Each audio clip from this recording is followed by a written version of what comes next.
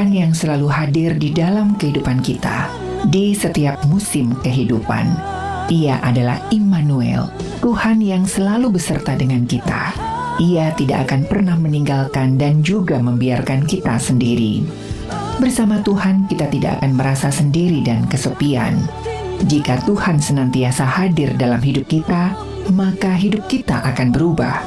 Di tengah-tengah pergumulan pun kita akan tetap merasakan hadiratnya dan damai sejahteranya. Allah itu bagi kita tempat perlindungan dan kekuatan. Sebagai penolong dalam kesesakan sangat terbukti. Sebab itu kita tidak akan takut sekalipun bumi berubah, sekalipun gunung-gunung goncang di dalam laut. Tuhan semesta alam menyertai kita, kota benteng kita. Tuhan senantiasa hadir dalam kehidupan kita, karena Dia adalah Jehovah Shammah. Melimpah bagiku.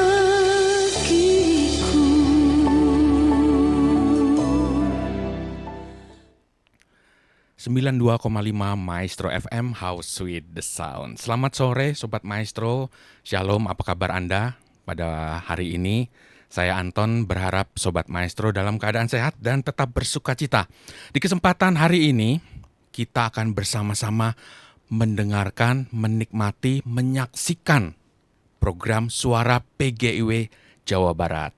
Dan tentu hadir narasumber-narasumber yang luar biasa sekali pada saat ini. Dan tentu Sobat Maestro dapat tidak hanya mendengar tapi juga menyaksikan kami. Loh, radio kok bisa disaksikan, itu gimana gitu ya. Nah, Sobat Maestro dapat menyaksikan kami tentu di YouTube channel kami, tepatnya di Maestro Radio Bandung. Narasumber kita pada saat ini sudah hadir. Kalau kata netizen itu adalah kasta terhebat di muka bumi gitu ya. Udah tahu dong ya, kalau ketemu emak-emak baik di jalan maupun di mana aja itu pasti posisinya menang. Makanya kata netizen itu terhebat gitu ya. Tapi bukan itu gitu ya yang akan kita bahas pada saat ini. Dan sudah hadir bersama-sama dengan kita semua Ibu Pendeta Obertina Johannes. Beliau dari Pasundan Durebang. Shalom Bu. Shalom Mas Anton, selamat siang. Ya, lalu juga Ibu Eni Kurniati sebagai Sekretaris Komisi Perempuan PGIW Jawa Barat. Shalom Bu. Shalom juga. Sehat ya Bu ya? Puji Tuhan. Iya, ini walaupun Ibu Eni usianya senior gitu ya Bu ya, tapi selalu dipanggil Ce. Iya betul. Cece. Saya Betul ya Bu? lebih suka dipanggil Cece supaya Iya, lebih Ce. akrab. Begitu. Walaupun anak sekolah minggu juga manggilnya Cece. Ce Eni gitu Ya. ya. Iya, Sobat Maestro, kita akan lebih banyak membahas tentang Komisi Perempuan gitu ya. Dan ya tepatnya di Komisi Perempuan PGIW Jawa Barat, apa saja sih programnya dan ada acara apa sih dalam waktu dekat ini, dan juga program-program yang sudah terlaksana dan masih banyak hal. Nah, sebelum itu saya akan menyapa dan juga ingin bertanya kepada Cek Eni ya. Ibu Eni. Ibu Eni, di Komisi Perempuan ini program-program apa yang sudah terlaksana di PGIW Jawa Barat nih Bu? Bisa di-sharingkan untuk kita semua Sobat Maestro nih Bu. Silakan Bu. Ya, terima kasih Pak Anton. Keberadaan Komisi Perempuan di PGIW Jawa Barat tentu saja bukan hanya sebagai semacam bunga hiasan gitu ya. Tetapi kami juga menginginkan kegiatan-kegiatan kami itu tidak hanya seremonial gitu ya.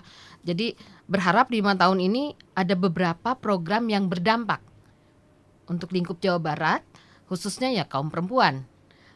Salah satu yang menjadi concern kami adalah mengenai kekerasan terhadap perempuan.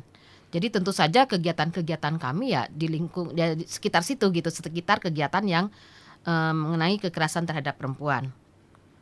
Tentu saja dalam rangka edukasi publik juga penghapusan kekerasan terhadap perempuan di Jawa Barat. Sudah ada beberapa kegiatan yang telah kami lakukan dan juga nanti ada kegiatan yang akan kami lakukan, dalam hal ini nanti bekerja sama dengan Pasundan Durebang.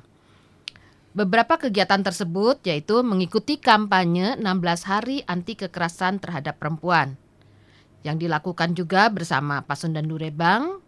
Kami melakukannya di Jalan Dago pada saat Car Free Day pada tanggal 10 Desember 2023. Jadi dalam rangka kampanye itu banyak hal yang kami lakukan, terutama ya edukasi itu ya. Jadi menyebarkan flyer, pamflet gitu ya. Juga ada ngobrol-ngobrol lah dengan orang-orang yang pada saat itu mengikuti Car Free Day. Iya. Menarik sekali sih. Jadi karena mereka antusias ya, ada apa sih? Pertamanya memang disangkanya kami mau promosi barang gitu ya. Karena kami bawa kertas-kertas gitu kan. Banyak yang nolak, tetapi ketika kami ngobrol ternyata mereka tertarik juga gitu dengan kampanye ini gitu ya. Dan kemudian ada juga kami mengikuti diskusi panel mengenai penanganan kekerasan terhadap perempuan yang diadakan di Balai Kota. Dan ada juga mengunjungi rumah pemulihan Gerasa di Depok yang memberikan pelayanan untuk ODGJ perempuan dan beberapa diantaranya ya korban gitu.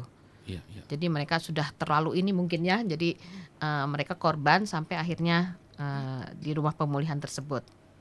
Kemudian ada juga pernah kami mengadakan podcast juga di sini dalam rangka kampanye 16 hari tersebut ya. Nah ini yang paling dekat nih, ada training konseling perspektif korban KDRT yang akan diadakan 15 sampai 18 Juli 2024. Berarti bulan depan ya kurang lebih ya. Ya betul, kurang beberapa minggu lagi lah gitu. Jadi memang itu kami sengaja membuat acara ini gitu. Program kami seperti itu. Iya. Saya tertarik dengan Ibu Eni tadi mengatakan 16 hari dan membagikan di Car Free Day ya. Car Free Day pada bulan Desember waktu itu. Nah, itu apa aja yang dibagikan dan dampaknya apa untuk kok jemaat ya, bukan jemaat ya. Bukan dari umum, soalnya dari masyarakat. Ya, masyarakat yang lewat di situ. Ya, mereka baru tahu sih bahwa ada 16 hari anti kekerasan terhadap perempuan. Jadi mereka ini kekerasan apa saja gitu. Jadi akhirnya mereka tertarik gitu. Ada yang bertanya kekerasan apa saja ya, tentu saja kami jelaskan. Jadi tentang ya kekerasan fisik, psikis juga gitu kan. Jadi mereka ya baru tahu mengenai 16 hari itu gitu. Terus apa saja ya kami jelaskan juga, karena kami juga bawa pamflet gitu kan. Ada buku-buku yang lainnya, jadi kami jelaskan apa saja yang termasuk dalam kekerasan, apa saja yang bisa dilakukan seperti itu. Terus ada yang konseling gitu atau ada yang sharing gitu? Enggak sih, enggak sampai segitu. Cuman memang banyak yang bertanya sampai ini, karena kami waktu itu banyak juga, enggak dari ini perempuan saja, dari hukum juga ya waktu itu ada Kak Aci gitu. Jadi dari hukum juga mereka bertanya gitu. Ya memang waktu itu udah dibagi-bagi ya. Ada yang dari hukumnya, mereka ada yang bertanya ke bagian hukumnya gitu. Ada yang dari PGIW ya kami sampaikan saja mengenai kita harus tahu bahwa perempuan itu nggak bisa diam saja ketika terjadi dalam dirinya ataupun dalam lingkungan keluarganya atau dalam masyarakat gitu. Jadi kami sampaikan seperti itu. Itu kira-kira melibatkan berapa kru atau berapa anggota tim Ibu? Waktu itu ada 100? Apanya maksudnya? Timnya yang enggak sih, yang saat itu hanya paling 10. 10 orang. Ya, sekitar 10. Berarti bekerja sama dengan Pasundan Durebang dan juga Polda. Polda Jabar, ya, Polda Jabar. Ya. Jadi asik juga ya suasananya, saya bisa membayangkan pada saat itu. Ya memang pertama agak ini ada juga lah. Ada juga ya Bu? Iya ada booth, betul. Ada malahan anak-anak di games juga buat anak-anak, mewarnai, dikasih hadiah gitu ya. Karena kita ke ibunya juga kan, bagaimana menghadapi ketika anak-anak juga mengalami gitu kan. Jadi seperti itu. Luar biasa sekali untuk acara atau program yang sudah dijalankan oleh Komisi Perempuan ya Bu ya. Ya betul. Lalu tentang diskusi panel itu juga ada yang didelegasikan ke sana ya Bu ya, untuk ngikutin. Ada delegasi ya ke sana, kebetulan saya. Cuman memang pada saat itu kami hanya mengikuti sih. Tapi di sana ya itu banyak ilmu yang kami dapat dan kami berpikir, wah ini jangan, waktu itu kebetulan saya juga ya utusannya, jadi jangan saya saja yang tahu gitu kan. Saya sampaikan ke forum di Komisi Perempuan, ini harus disebarkan. Iya. Gitu. Bagaimana caranya bahwa kita harus nih mengenai ini harus disampaikan kepada kaum perempuan, khususnya dari PGIW Jabar gitu kan, kaum perempuan. Iya, begitu Ibu Eni ikut diskusi panel, terus Ibu Eni dapat banyak ilmu di situ, Iya. terus dilaporkan ke Komisi Perempuan dan Betul. Komisi Perempuan melaporkan ke bendaharanya sekarang yang pusing ya. Itu mah mangga we gitu ya. Ya maksudnya jadi ya pastinya ada ininya ya, dampaknya ke sana gitu. Cuman Iya, ya ini kami penting gitu. iya, iya. Perempuan tuh Komisi Perempuan di PGIW tidak sekedar kan kalau Komisi Perempuan hanya di bagian paduan suara kalau ada acara, Ada dapur, konsumsi konsumsi gitu gitu ya. ya. Tapi kami harus berbuat. Selama Iya, kami betul. 5 tahun masa periode kami, masa tugas pelayanan kami 5 tahun, adalah apa yang bisa kami buat gitu. Walaupun mungkin ini sedikit sekali ya Bu ya, tapi ya kami sih berharap Ada dari yang sedikit sumbangsinya ininya ya. Karena tidak menutuplah kita bahwa kekerasan terhadap perempuan tuh ada di sekitar kita. Jangan salah di dalam gereja juga kan misalnya apa gitu kan. Di Seperti dalam itu. gereja ada, Bu. Ya siapa tahu Pak kan. Oh. Karena tidak terbuka Pak. Karena Iya. segala sesuatu sekarang selalu disampaikan bahwa itu aib lah atau Iya. tabu lah, apalah gitu kan. Jadi perempuan itu tidak mau terbuka gitu. Nah ini kami dari Komisi Perempuan tentu saja, wah ini harus nih kita memulai gitu. Kapan lagi kita memulai gitu? Mumpung Iya. kami baru 1 tahun Pak. Jadi kami dari baru 1 tahun harus ada apa gitu yang harus kami lakukan. Iya, sebagai bentuk tadi Ibu juga mengatakan ya gereja-gereja juga harus tahu. Nah sekarang pertanyaannya adalah sejauh mana nih Bu untuk memberikan edukasi ke gereja-gereja dari Komisi Perempuan nih Bu, langkah-langkah konkretnya. Ya salah satunya ini Pak. Kami kan ini baru, kami mencoba untuk salah satunya ini pelatihan dulu. Pelatihan yang nanti Pelatihan akan dulu, yang bulan ya. Juli tadi Ibu katakan Ya. itu ya. Ya mungkin ini awal ya. Ini awal. Iya. Nanti ke depannya nanti dari hasil ini bagaimana gitu implementasinya di dalam gereja gitu. Mungkin dari Komisi Perempuannya kan ini melatih ini ya Bu ya, pendamping. Iya. Nanti kami berharap di dalam pendamping ini mungkin nanti ada lagi acara apa gitu loh. Jadi ini adalah awal. Iya. Seperti itu. Luar biasa sekali untuk program dari Komisi Wanita yang belum 1 tahun berjalan sepertinya Bu ya. Iya. Tapi programnya sudah Ya, oke semua harus, gitu. Pak, harus berdampak Pak. Gitu. Iya, berbicara tentang korban kekerasan ini Ibu Pendeta Obertina nih. Ya. Iya Bu, tadi dikatakan Ibu Eni di dalam gereja.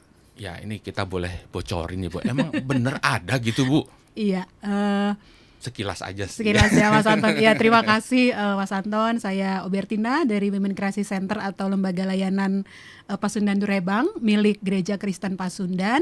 Kami memberikan layanan untuk perempuan, anak-anak dan juga yang lain yang mengalami kekerasan berbasis gender. Nah, apa itu kekerasan berbasis gender?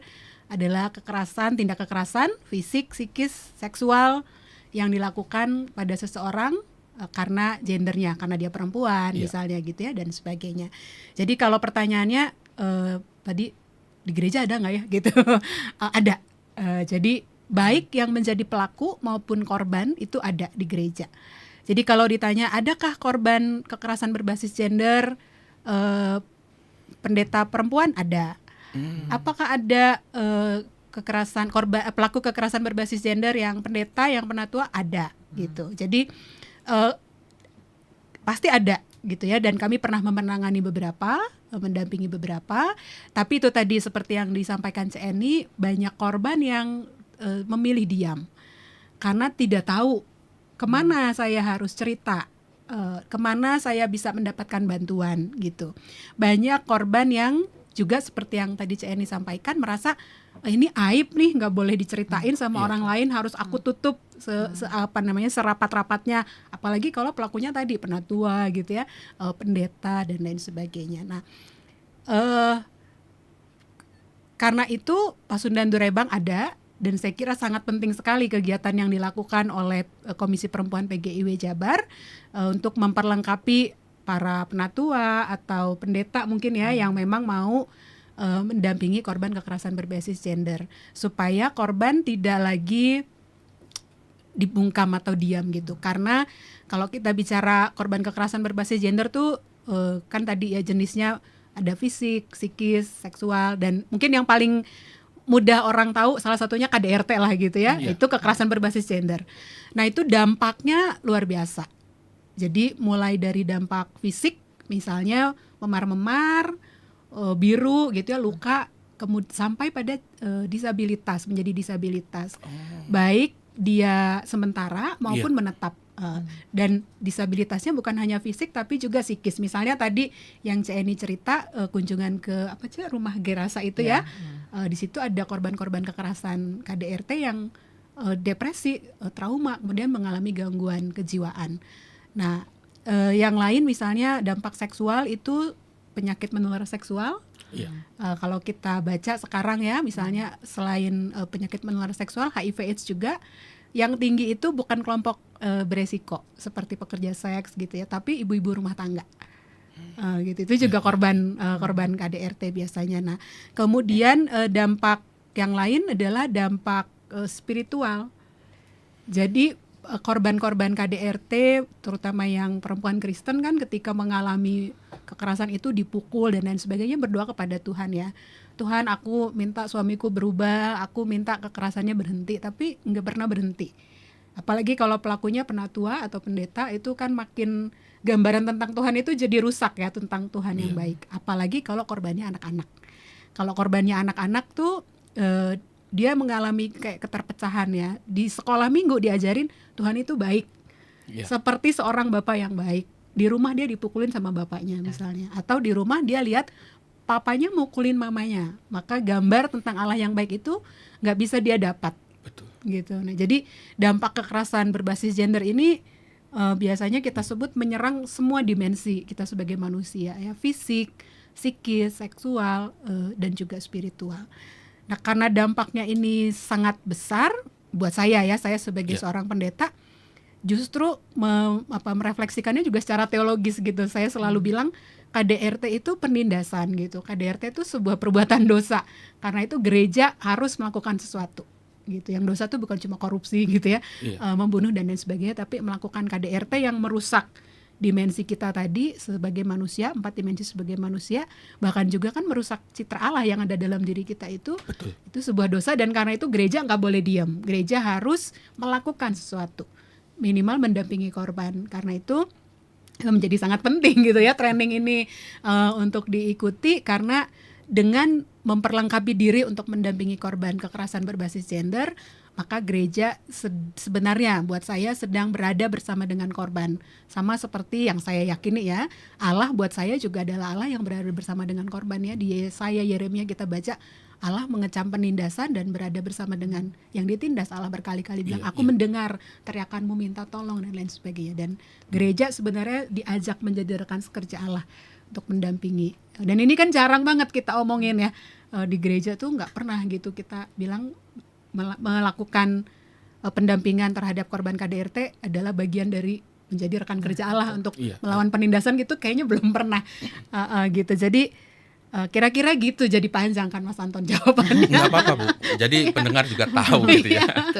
Ya, sebelum kita beralih ke acara nanti bulan Juli itu nih Bu, tadi saya terkesan dengan dampak spiritual berupa doa. Nah, sejauh mana gitu Bu kehadiran Pasundan Durebang ini, karena ya setiap kali orang yang mendapat masalah itu mereka berdoa. Nah, apakah cukup dengan berdoa saja dan tanpa kehadiran dari Pasundan Durebang? Jadi yang korban wanita, istri, terus tiba-tiba berdoa, besoknya suaminya sakit keras gitu. Jadi membutuhkan kehadiran sang istri.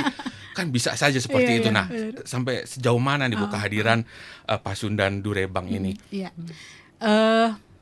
Ini makanya nanti ikut trainingnya gitu. Karena gini, nggak ada bocoran ya? Bocoran Mas Anton. Jadi gini, ketika mendampingi korban KDRT, beberapa pertanyaan yang sering kali ya saya dengar sebagai pendamping korban, misalnya kenapa Tuhan tidak ada waktu saya minta tolong, atau di mana Tuhan waktu saya dipukul ya sama suami saya. Apalagi kalau suaminya misalnya aktivis gereja ya, atau bahkan pendeta gitu. Pertanyaan itu tuh, Tuhan di mana? Tuhan tuh kayaknya nggak ada gitu. Nah, biasanya saya sebagai pendamping korban, ketika mendampingi dan pertanyaan itu muncul, saya katakan, mari kita cari sama-sama Tuhannya di mana, gitu ya. Dalam proses konseling yang tentu tidak sebentar, ada yang 3 bulan, 6 bulan dan lain sebagainya. Dan ada beberapa kasus, ada korban yang setelah mendapatkan pendampingan ya dengan perspektif korban ya, bukan pastoral biasa, bukan konseling biasa, ada korban yang akhirnya menemukan Tuhan ada bersamaku gitu. Jadi ketika aku dipukul, Tuhan sebenarnya sedang di situ. Tuhan menangis bersama aku yang menangis gitu. Tapi ada juga korban lain yang mengatakan dalam perjalanan itu Tuhan ada bersama si pelaku, yang betul-betul sudah kayak nggak ada pertolongan gitu. Dan pada beberapa kasus memang tidak ada pendampingan, tidak ada pertolongan sampai suaminya meninggal misalnya, dan si korban mengatakan ya itulah Tuhan bekerja saat dia meninggal gitu, saat saya terbebas dari tindakan kekerasan ini. Nah, kita sih berharap nggak sampai seperti itu gitu ya. Tapi beberapa kali ada korban yang akhirnya begitu. Jadi dia melihat Tuhan menjawab doanya ketika suaminya meninggal, atau ketika suaminya sakit keras dan tidak bisa pukuli dia lagi gitu. Itulah dia menemukan Tuhan. Tapi menurut saya nggak cukup cuma doa. Selain itu yang lain, gereja biasanya ya, pendeta, penatua gitu, ketika korban datang mencari bantuan ke gereja, minimal dengan sharing ya, itu seringkali korban dibungkam dengan ayat-ayat Alkitab. Yang paling sering dipakai tuh Efesus 5. Wah, bisa di Hai istri-istri, tunduklah kepada suamimu seperti kepada Tuhan gitu. Udah dipukulin Itu sering banget dan dipukulin tunduk. Iya, bayangkan luar biasa tunduknya itu, Bu, maksudnya. Bayangkan itu satu teks Alkitab yang sering banget dipakai untuk membungkam. Dia udah sampai dengan segala dampak tadi ya, ketika datang nasihatnya gitu. Nah, yang kedua, ayat Alkitab yang sering dipakai membungkam korban adalah apa yang sudah dipersatukan Allah tidak boleh diceraikan oleh manusia.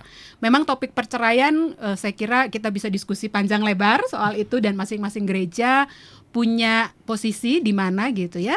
Tapi ayat itu sering sekali dipakai untuk membungkam korban. Jadi ketika mendampingi korban yang Kristen, ketika udah berbahaya banget gitu ya, dia udah nggak tahu lagi harus kemana, nyawanya sudah sering kali terancam karena dipukul dan sebagainya. Pertanyaan dia selalu itu, gimana ya Kak atau Bu, saya kan nggak mungkin cerai sama pelaku, sama suami saya, karena dalam Alkitab disebutkan seperti itu gitu. Padahal kita tahu nih, kalau misalnya Sobat Maestro mau bikin PA sekali-kali tentang ayat itu, menarik sekali ya. Saya ada 2 buku terbitan BPK Gunung Mulia, mungkin kapan-kapan boleh didiskusiin juga tentang perceraian. Itu ternyata Yesus ketika mengatakan itu sedang melakukan perlindungan kepada perempuan. Karena dalam konteks Alkitab, 2 ayat-ayat itu turunkan jawaban dari pertanyaan ahli-ahli agama yang mengatakan apakah boleh seorang laki-laki Yahudi menceraikan istrinya dengan alasan apa saja. Dengan alasan apa saja. Jadi sangat rentan gitu perempuan, alasan apapun boleh. Nah, dari sesuatu yang tanpa aturan begitu, Yesus katakan tidak boleh, hanya kematian yang boleh memisahkan. Jadi dari nggak ada peraturan, Yesus buat peraturan yang ketat. Kita bisa bayangkan ya. Jadi sebenarnya itu adalah perlindungan untuk perempuan. Dari tadinya laki-laki bisa menceraikan istrinya dengan alasan apa saja, termasuk hal-hal yang sepele, mungkin makanannya nggak enak misalnya ya, kopinya kurang kental gitu. Jadi Yesus bilang nggak bisa dengan alasan-alasan sepele gitu, nggak boleh. Gitu. Harus alasan yang sangat prinsip. Gitu. Jadi itu sebenarnya perlindungan. Nah, tapi sekarang ketika ayat itu dibaca dengan sangat harafiah, dia malah dipakai untuk membungkam korban gitu ya. Ketika datang ke orang tua, datang ke gereja, nggak boleh, kamu yang harus berdoa supaya suamimu berubah gitu. Padahal suaminya sendiri nggak pernah dinasehatin misalnya, nggak pernah dapat. Kalau di gereja saya ada namanya penggembalaan khusus gitu. Cuma si istrinya didorong aja suruh berubah, si laki-lakinya, suaminya enggak. Harusnya kan dua-duanya supaya pulih lagi nih relasi suami istri yang retak karena ada kekerasan ini, kan mestinya dua-duanya didampingi ditolong. Dan pendampingannya itu tidak cukup pendampingan pastoral. Kalau menurut saya dia harus ditambah dengan perspektif korban tadi, seperti training yang akan dilakukan gitu kira-kira bulan Juli nanti, Mas Anton, gitu kira-kira. Iya, saya tertarik dengan perceraian, Bu. Itu kan ya katakanlah perceraian itu terjadi karena ada hubungan sebab akibat. Jadi kalau misalnya, saya bukan mewakili pelaku ya, Bu ya. Meskipun laki-laki ya. Jadi kalau misalnya ada perempuan yang mengalami KDRT, tapi kan ya lihat dulu dong, lu juga nggak bener, lu tuh gini-gini, kopinya kurang kental atau apa segala macam gitu ya. Ya wajar lah kalau mama saya mukul gitu ya, atau gimana. Nah itu bagaimana, Bu? Dan udah gitu dalam masalah sehari-hari istrinya tuh selalu curhat di medsos. Hari ini uang belanja kurang. Hari ini kata suami kopinya kurang kental. Saya harus gimana? Ya kan seperti itu Bu. Iya, Banyak betul. sebab akibat. Nah, gimana menyikapinya? Nah, Namanya ya. perempuan nih. Perempuan nih. Tapi bukan saya mewakili Iya, lagi, iya. Bu. Iya, jadi Gimana, Bu? KDRT, contoh salah satu Ya, contoh ya. kekerasan berbasis gendernya KDRT ya, itu kan terjadi. Biasanya kita lihat akarnya ada dua. Yang pertama itu karena ada relasi kuasa yang timpang. Jadi ada satu pihak yang memiliki power yang besar, dia sangat berpotensi menjadi pelaku, dan power itu terletak biasanya di umur, di jabatan, di sumber daya seperti uang gitu. Nah, sedangkan kelompok yang tidak punya kuasa atau kuasanya kecil sangat rentan menjadi korban. Iya. Nah, begitulah yang terjadi dalam KDRT. Yang kedua, akarnya karena masih adanya pemahaman bahwa tubuh termasuk juga seksualitas perempuan itu objek, bukan subjek gitu. Jadi dia ada untuk melayani kepentingan yang lain. Nah, dalam hal ini kepentingan laki-laki. Nah, jadi hal-hal yang tadi Mas Anton sebutkan itu akarnya di sini gitu ya, bahwa tugas istri itu melayani suami segimanapun gitu, pokoknya tetap harus melayani ya. Makanya saya sekarang kalau mimpin ibadah pernikahan, saya nggak terlalu suka pakai Efesus 5 tadi gitu. Karena Bu? tadi yang hai istri-istri tunduklah Ya, kepada. ya. Tapi saya lebih suka pakai dari Galatia. Galatia. Bunyinya gini, bertolong-tolonganlah menanggung bebanmu karena itulah yang dikehendaki Kristus. Jadi Wah, luar biasa. suami istri itu sebenarnya dipanggil untuk saling bertolong-tolongan, bukan yang satu jadi raja, yang lain jadi pelayan gitu ya, yang lain jadi hamba. Nah, tadi misalnya habis dia banyak yang korban tuh bilang, saya mungkin kurang cantik ya, saya mungkin badannya kurang bagus ya, jadi suami saya selingkuh. Iya, Itu betul. kekerasan psikis gitu ya. Nah, itu akarnya tadi bahwa tubuh dan seksualitas perempuan tuh objek, dia bukan subjek yang punya pada dirinya sendiri gitu ya, bermanfaat dan lain sebagainya, tapi dia ada untuk melayani yang lain. Makanya misalnya perempuan kalau belum punya anak kan dibully ya, dipaksalah segala macam cara untuk bisa punya anak dan lain sebagainya. Iya, Itu akarnya di situ. Ya makanya karena itu kalau pernikahan, kita harus kembali pada prinsip atau apa sih sebenarnya nilai pernikahan Kristen gitu ya kan. Iya. Pernikahan Kristen kalau buat saya menikah dengan 2 orang putri sudah tahun ke-19 tahun ini. Buat saya pernikahan adalah tempat di mana saya berjuang untuk menunjukkan saya ini murid Kristus. Saya mau meniru Kristus dan saya menghidupinya dengan cara melayani suami saya, anak-anak saya. Sebaliknya suami saya juga gitu. Dia menikah, masuk dalam pernikahan dengan saya untuk menunjukkan jati dirinya yang pertama-tama ya, sebagai murid Kristus di dalam keluarga, untuk melayani saya, untuk melayani anak-anak saya gitu. Jadi kesalingan tadi kedua-duanya. Nah, kepada banyak keluarga dengan KDRT biasanya itu yang belum ada gitu. Masih ada yang tadi, aku lebih tinggi loh dari kamu. Kamu tuh harus nurutin semua yang aku bilang. Kamu tuh tugasnya adalah untuk melayani aku gitu. Jadi ada ketidakseimbangan kekuasaan tadi ya. Iya. Ada yang punya kuasa lebih tinggi, ada yang punya kuasa lebih sedikit. Dan yang kedua, karena tidak punya keterampilan mengelola konflik. Ini juga Padahal umur juga sudah cukup dewasa dari kedua belah itu pihak. biasanya nggak jaminan. Oh, nggak jaminan. Nah, keterampilan mengelola konflik ini mestinya dimiliki sejak masih pacaran. Jadi Iya. jadi saya kalau kasih katekisasi pernikahan di gereja kami, ada katekisasi pernikahan, saya suka tanya sama pengantin, udah berapa kali bertengkar dan biasanya bagaimana mengelola pertengkaran. Kayaknya nggak pernah bertengkar kalau pacaran. Nah, itu jawabannya. Betul. Dan kalau belum pernah Bu, puji Tuhan kami aman-aman, damai-damai gitulah. Biasanya saya bilang kalian harus bertengkar Iya. supaya tahu caranya Oh, malah mengelola disuruh pertengkaran. bertengkar.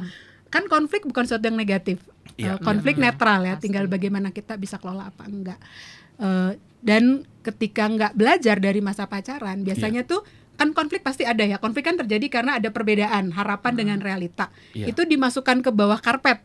Ditumpuk, nggak pernah dikelola, nggak pernah diselesaikan, dan ketika ada trigger yang cukup besar baru dia meledak. Nah, karena itu dalam perkawinan penting keterampilan mengelola konflik. Banyak pasangan ya yang korban mengalami KDRT, biasanya saya tanya juga, waktu pacaran gimana? Dan itu kelihatan sebenarnya tanda-tandanya. ada kekerasan ya, misalnya minimal kekerasan psikis ya, terlalu dikekang misalnya kayak gitu. Tapi saya bilang kenapa dilanjutkan ke jenjang pernikahan? Saya pikir kalau udah nikah akan berubah. Klise sekali ya. Udah nikah, saya pikir kalau udah punya anak akan berubah. Nggak akan berubah kalau tidak dikonseling si pelakunya. Atau minimal kalau nggak dikotbahin lah pendetanya gitu ya, nggak didampingi, nggak akan berubah gitu. Jadi tadi perlu keterampilan untuk mengelola konflik. Dan ketiga yang biasanya juga jadi salah satu penyebab adalah karena laki-laki sepanjang hidupnya, saya nggak tahu pengalaman Mas Anton, tidak belajar atau tidak ditolong untuk belajar mengelola, mengekspresikan perasaan-perasaannya. Yuda. Pada banyak kasus ya, ketika pelaku didampingi itu ditanya misalnya, Bapak kenapa memukul istri Bapak? Saya merasa malu, di kantor saya direndahkan dan sebagainya. Bayangkan perasaannya malu, yang dia lakukan mukulin istrinya. Atau misalnya saya merasa sedih sekali, saya mengalami ini dan itu, yang dilakukan dipukulin istrinya. Kenapa begitu? Karena laki-laki dari kecil, sejak anak-anak tidak diajar untuk menerima, mengelola perasaan-perasaan lain selain perasaan marah. Misalnya, saya nggak tahu pengalaman Mas Anton ya, anak kecil SD gitu ya, bertengkar di sekolah pulang ke rumah, bapaknya nanya, kenapa kamu nangis kayak perempuan? Dipukulin aku di sekolah, diajakin, besok kamu pukul lagi dia. Gitu. Jadi perasaan sedih dia nggak divalidasi, nggak diterima. Mestinya kan nggak gitu. Mestinya kamu sedih ya, diejek. Kamu sedih makanya kamu nangis ya. Gitu. Yang sering kan gitu, nangis kayak anak perempuan, atau paling saya nggak suka kayak bencong gitu ya, nangis. Jadi perasaan sedih dia tidak diterima, tidak divalidasi. Atau misalnya zaman dulu tuh suka ya banget nama bapaknya disebut-sebut gitu ya. Iya, Dia jadi malu. Iya, betul. Aku Saya malu. itu, Bu. Oh, Bapak pernah, Mas Anton pernah SD, mengalami SMP. itu. Iya gitu kan. Dibulinya tuh pakai nama, dipanggil dengan nama bapaknya ya. Betul. Dan perasaannya biasanya apa kan, malu sebenarnya. Iya, betul. Tapi disuruh merespon dengan kekerasan. Gitu. Jadi laki-laki nggak terbiasa belajar untuk mengenali perasaan-perasaan itu, memvalidasinya, menganggap itu sah kok, boleh kok. Dan juga kemudian saya bagaimana meresponnya. Kalau sedih itu kan harusnya gimana? Nangis dong. Sedih jangan mukul gitu. Sedih itu nangis. Bahkan marah aja nggak boleh mukul kan? Mukul sambil sedih, Bu. Marah aja nggak boleh mukul sebenarnya. Karena Yesus kan bilang ya, boleh marah tapi jangan sampai berbuat dosa. Gitu. Gitu. Jadi hal-hal itu saya kira yang sering kali saya temukan kenapa KDRT bisa terjadi gitu. Nah, jadi sebenarnya banyak banget yang harus dibuat ya oleh gereja. Misalnya tadi pasangan-pasangan diberi keterampilan mengelola konflik gitu ya. Tapi mungkin yang sekarang yang PGIW mampu, compare PGIW mampu ya mencarikan pendamping gitu ya. Untuk atau melatih pendamping supaya ketika ada korban dia tahu dia harus kemana, dan dia tahu dia akan aman, identitasnya nggak akan keluar, dan dia akan didampingi dengan baik. Mungkin kapan-kapan Maestro kalau mau bikin topik KDRT boleh juga tuh, undang psikolog, undang ahli hukum, karena KDRT bukan persoalan personal, KDRT persoalan hukum. Kita punya undang-undang penghapusan KDRT nomor 23 tahun 2004. Dan kalau kekerasannya dalam bentuk kekerasan seksual, misalnya pemerkosaan gitu, incest, kita ada juga payung hukum lain, Undang-Undang Tindak Pidana Penghapusan Kekerasan Seksual nomor 12 tahun 2023 gitu. Jadi menarik kalau mungkin kapan-kapan Maestro bikin juga gitu ya, mengundang narasumber dari berbagai disiplin ilmu. Ya. Ini menarik sekali ya, Bu ya, karena ternyata KDRT atau masalah kekerasan ini dimulai dari masa kecil, berarti ada background proses kehidupan, baik dari pelaku maupun dari korbannya gitu ya, Bu ya. Luar biasa sekali. Nah, kita sekarang berbicara tentang acara yang akan dibuat oleh Komisi Perempuan dari PGIW Jawa Barat ini, Bu. Tanggal berapa ya tepatnya, Bu Eni ya? 15 sampai 18 Juli 2024. 4 hari. Ya. Iya. Nah, itu ini nanti di tempatnya di Jalan Dewi Sartika, di Wisma GKP. Gereja Kristen Pasundan ya. Nah, untuk pembicara segala macamnya, kontak personnya gimana, Bu Eni? Atau langsung ke Ibu Pendeta Obertina menjelaskan atau bagaimana? Silakan. Ya itu tadi ya, seperti saya sampaikan bahwa Komisi Perempuan memang tidak bisa melakukan sendiri. Iya. Kami perlu orang-orang yang memang sudah ini ya di bidangnya lah gitu ya. Seperti tadi disampaikan ternyata banyak hal Iya. yang KDRT itu tidak sesederhana yang cuman mukul doang gitu ya istilahnya gitu ya. Tetapi banyak hal ternyata ya akhirnya kami bekerja sama dengan WCC Durebang ini gitu, Pasundan Durebang ini. Jadi ya mungkin ada beberapa ini ya Bu ya, pelatihan nanti yang akan disampaikan. Mungkin Ibu Bertina bisa ini kan ya. Iya Apa boleh, saja aku nanti? sambung ya Mas Ya. Anton. Ya, silakan. Ya, jadi training ini namanya training konseling berperspektif korban kekerasan berbasis gender. Jadi ditujukan untuk para konselor atau pendamping yang sudah ada di gereja supaya bertambah perspektifnya gitu. Karena konseling biasa nggak cukup. Iya. Sebab tadi ya kompleks sekali kekerasan berbasis gender. Para konselor atau para pendamping perlu mendapatkan perspektif kekerasan berbasis gender supaya ketika ada misalnya anggota jemaat yang datang cerita anggota korban KDRT gitu, si pendamping, pendeta atau penatua tidak menyalah-nyalahkan dia. Seperti tadi ya, aku mengalami, mungkin kamu kurang berdoa, mungkin kamu terlalu galak sama suamimu, mungkin kamu terlalu cerewet gitu ya. Jadi bukan pengalamannya dulu divalidasi bahwa dia betul mengalami itu, tapi langsung dijudge, dihakimi gitu. Nah itu yang kita hindari dan kenapa perlu pelatihan supaya nggak terjadi yang seperti itu. Yang lain adalah kenapa penting pelatihan ini supaya para pendamping tahu harus kemana. Gitu ya, atau apa yang harus dilakukan untuk SOS-nya gitulah, menolong korban pertama-tama misalnya.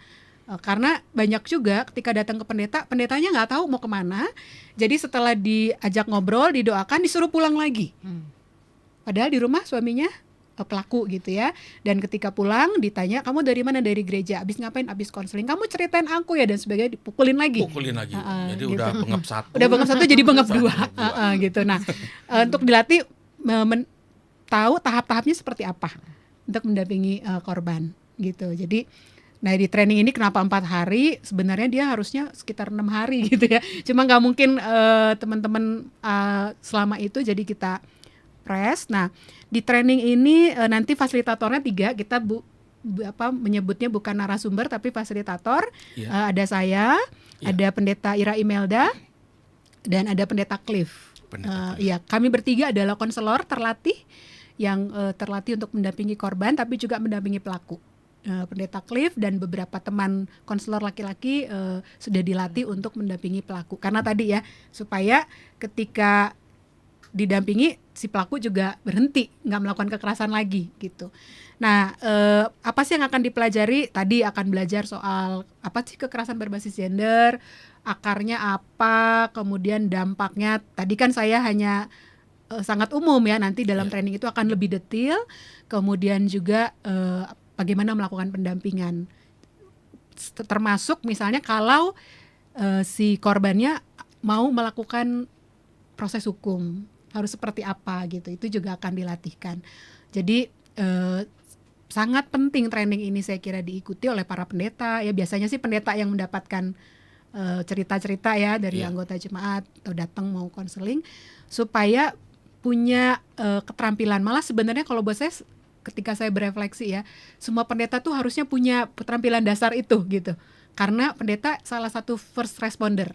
Jadi dalam topik KDRT ada beberapa first responder, biasanya tuh ahli tenaga kesehatan seperti bidan, dokter gitu ya. Karena korban KDRT kan tadi dia nggak mau cerita, tapi dampaknya kan secara keseluruhan tadi. Ada beberapa kasus juga korban terus-menerus datang ke penyakit dalam. Ketika dicek nggak ada apa-apa, ususnya bagus ya, pencernaannya bagus, bahkan sampai di endoskopi. Lalu oleh penyakit dalam di refer ke psikolog atau psikiater. Nah ketika didalami baru tahuan ternyata dia korban KDRT gitu. Atau ke bidan, perempuannya datang ke bidan dengan luka-luka parah. Ketika bidan lihat, kalau bidannya punya perspektif dia langsung bisa lihat ini kayaknya korban KDRT. Jadi dia ditanya dengan pertanyaan-pertanyaan yang tentu saja tidak menghakimi, dan kalau memang betul korban KDRT maka bisa dirujuk ke lembaga layanan seperti kami. Nah yang ketiga, first responder adalah pendeta. Dan biasanya kan KDRT dianggap sebagai konflik rumah tangga biasa ya. Jadi si anak misalnya dalam ibadah pemuda remaja PA gitu, terus iya mama papaku aku berantem terus di rumah dan sebagainya. Nah itu sebenarnya udah alert ya, apa sih red flag gitu buat pendetanya, ini jangan-jangan ada KDRT gitu. Jadi karena itu penting pendeta-pendeta punya keterampilan supaya nggak kejadian seperti tadi ya, didoakan, udah didoakan disuruh pulang, di rumah dipukulin lagi sama suaminya gitu. Nah itu, jadi di dalam training ini selain mendapat input dalam artian kayak seminar, bukan seminar sih ya, masukan lagi tuh, teman-teman juga akan dilatih bagaimana caranya misalnya untuk dukungan psikososial tahap awal. Ketika datang seperti apa, pertanyaan yang harus diajukan seperti apa, bagaimana dan sebagainya. Jadi karena ini training akan lebih banyak praktek gitu. Jadi seru banget sih sebenarnya kalau kami baru melakukan Pasundan Durebang Februari lalu, baru memfasilitasi di Bali untuk teman-teman perwati, dan itu responnya cukup bagus gitu. Juga sebenarnya perwati sedang menyusun modul untuk training ini. Jadi sangat bagus kalau teman-teman bisa ikut. Nanti kalau mau mengadakan di gerejanya masing-masing atau sinodenya juga bisa gitu. Kita udah punya modulnya nanti lewat perwati, teman organisasi lain. Ya, mudah-mudahan menjawab ya Mas Anton. Iya, menjawab sekali nih Bu. Tapi ada pertanyaan lagi satu nih Bu. Karena untuk menjadi konselor itu kan butuh waktu yang lama, butuh pengalaman juga, dan juga ilmu juga harus banyak. Nah, apakah itu terselesaikan dengan 4 hari?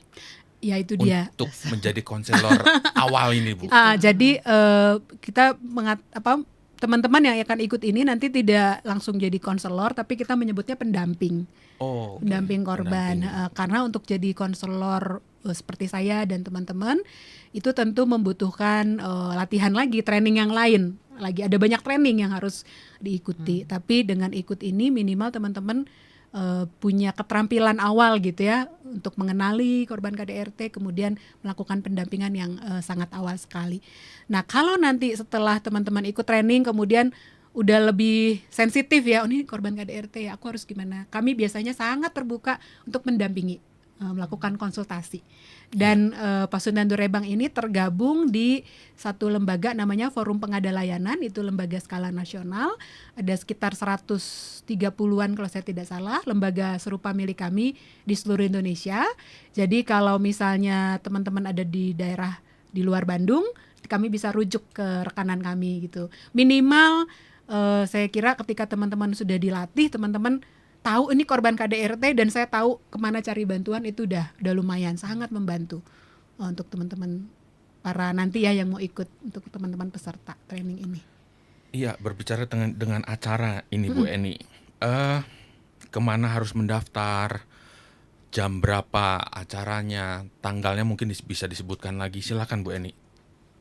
Ya, begini Pak Anton, kami udah mulai tanggal 15 Juli itu sore ya. Jadi dengan perkenalan dulu peserta, pembukaan dulu begitu.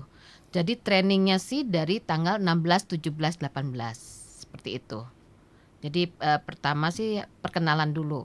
Kemudian trainingnya, nah itu kami langsung dipegang oleh dari Pasundan Durebang.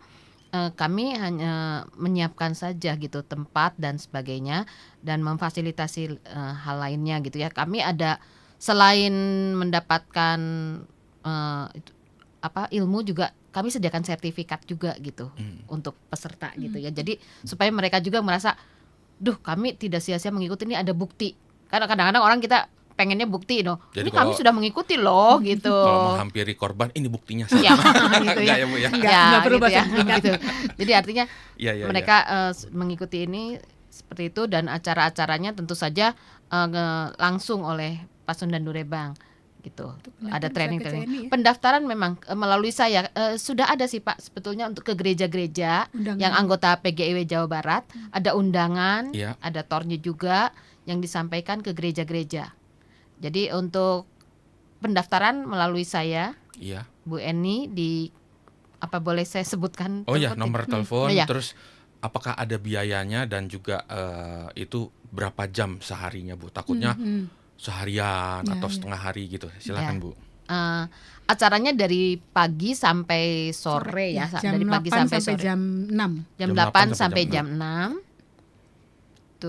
Dengan biaya 1 juta. 1 juta ini termasuk penginapan, Makan. makan, di ini Bu. sertifikat. Kok Iya, Ada wisma. penginapan ya. lengkap. Ya, ada wisma di. Jadi nggak boleh keluar itu Bu ya selama.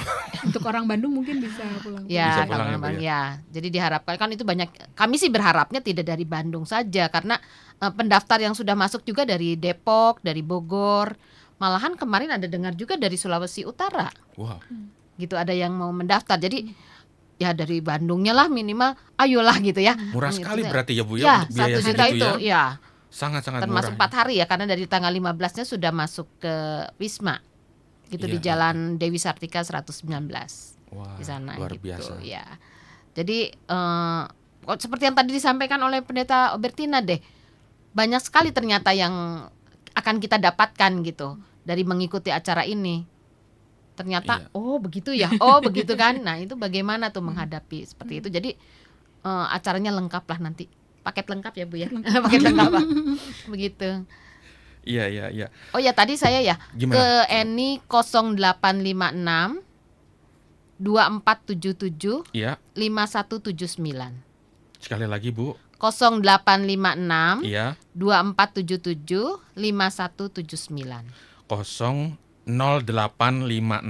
2477 5179 Ibu Eni ya. Ya betul. Nah, bagi sobat maestro yang ingin mengikuti bisa menghubungi Ibu Eni di 0856 2477 5179. Nah, Ibu Pendeta Obertina bisa kasih bocoran nggak Bu sedikit tentang pelatihan ini nih Bu? Oh ya, tadi ya dia seharian penuh karena memang sebenarnya mestinya lebih lama dari 3 hari full, tapi karena tentu teman-teman juga agak kesulitan kalau terlalu panjang, nah dia akan sehari penuh dengan berbagai macam metode. Jadi dia bukan seminar, sangat berbeda dengan seminar, dia bentuknya training. Jadi teman-teman akan dapat input, akan bedah kasus, akan berlatih bagaimana caranya melakukan konseling awal gitu ya, psikososial awal dengan korban, dan juga menyusun misalnya tahap kalau datang sampai ke saya tuh saya harus ngapain, ke polisi gimana caranya, dan seterusnya akan dapat keterampilan itu dan berlatih. Jadi akan banyak sekali waktu untuk berlatih dalam training ini. Dan tadi semua selama training mungkin teman-teman akan disupport penuh oleh Komisi Perempuan gitu ya, Ya, board and betul. lodgingnya, makan, minum dan lain sebagainya. Tidak perlu khawatir. Dan yang penting sih tadi teman-teman akan mendapat pengetahuan, akan mendapat keterampilan bagaimana untuk melakukan pendampingan awal bagi korban kekerasan berbasis gender. Terutama mungkin ya saya belum tahu nanti apakah banyak kasus-kasus KDRT misalnya gitu ya yang ada terjadi sharing di juga ya Bu, jemaat kita ya, karena ada juga sharing pengalaman pendampingan kalau ternyata pernah di gerejanya melakukan pendampingan. Ya Bu, karena di link juga memang kami cantumkan di situ apakah pernah mengikuti gitu, mengikuti training ini sebelumnya juga seperti itu ada dicantumkan. Iya, dan khusus untuk para hamba Tuhan juga bukan harus ya, tapi selayaknya, sewajibnya untuk bisa mengikuti, karena tugasnya atau tuntutan dari pendeta tidak hanya pandai berkhotbah saja, Betul. tapi juga untuk bisa menghadapi ya masalah dari jemaat gitu ya. Betul. Ya, Ibu Eni ada closing statement sedikit singkat untuk Sobat Maestro mengenai acara ini? Ya pastinya kami berharap, dari tadi sudah dijelaskan oleh Ibu Pendeta, kami berharap kaum perempuan khususnya bolehlah mengikuti ini karena karena seringkali perempuan itu lebih terbuka dengan perempuan lagi. Apalagi ada yang menyatakan bahwa kalau kagok ya kalau bicara dengan laki-laki gitu kan. Jadi kaum perempuan khususnya di lingkungan PGIW Jawa Barat bisa mengikuti kegiatan ini, pasti banyak hal yang kita dapatkan. Iya. Begitu. Untuk Ibu Pendeta Ibu Obertina? Saya mau menyapa para sobat maestro. Kalau ada teman-teman yang mungkin setelah dengar siaran kita terus mengatakan kayaknya aku mengalami itu deh gitu ya. Teman-teman gak sendirian. Teman-teman ada dalam doa kami para konselor di Pasundan Durebang, dan teman-teman bisa dan mestinya didorong untuk mencari bantuan supaya kekerasannya tidak terus dialami. Boleh menjangkau Pasundan Durebang lewat media sosial kami. Kami ada di Facebook WCC Pasundan Durebang. Kami ada di Instagram @WCC Pasundan Durebang. Boleh mention di situ, dan tentu kerahasiaan sangat akan dijaga. Dan sekali lagi tadi saya mendorong gereja-gereja untuk melakukan sesuatu, karena KDRT secara khusus dan kekerasan berbasis gender secara umum adalah penindasan, dan itu merusak citra Allah. Karena itu gereja tidak boleh diam dan harus melakukan sesuatu. Dan supaya bisa melakukan sesuatu, gereja harus memperlengkapi diri dengan keterampilan-keterampilan seperti yang akan dilatihkan nanti. Ya, kalau ada Sobat Maestro yang menjadi korban gitu Bu ya, dan datang ke Pasundan Durebang dan akan didampingi sampai selesai ya Bu ya. Ya, dan di Pasundan Durebang kami free, tidak ada biaya apapun. Kami punya layanan konseling, kami punya rumah aman, shelter, kami juga ada pendamping hukum yang biasanya membantu mendampingi kami. Jadi boleh dihubungi ke WCC Pasundan Durebang tadi, Mas Anton. Termasuk untuk pelaku pasti bertobat ya Bu. Kalau ke Pasundan asal dia Durebang. mengikuti konseling. Iya, terima kasih untuk Ibu Sama-sama, Pendeta terima Obertina, kasih, Mas Ibu Anton. Eni untuk kehadirannya pada saat ini, dan juga terima kasih untuk kebersamaan Sobat Maestro di program Suara PGIW Jawa Barat. Bulan depan kita akan bertemu kembali.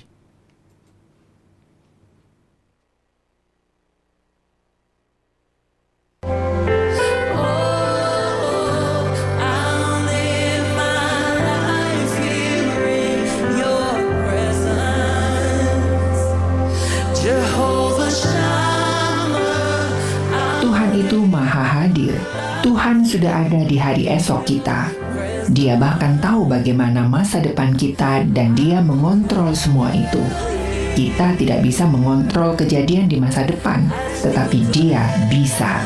Jehovah Shammah akan selalu mengiringi kita karena kasih-Nya teramat besar bagi kita. Allah selalu ada di hari depan kita. Dia hanya ingin kita percaya isi hati-Nya.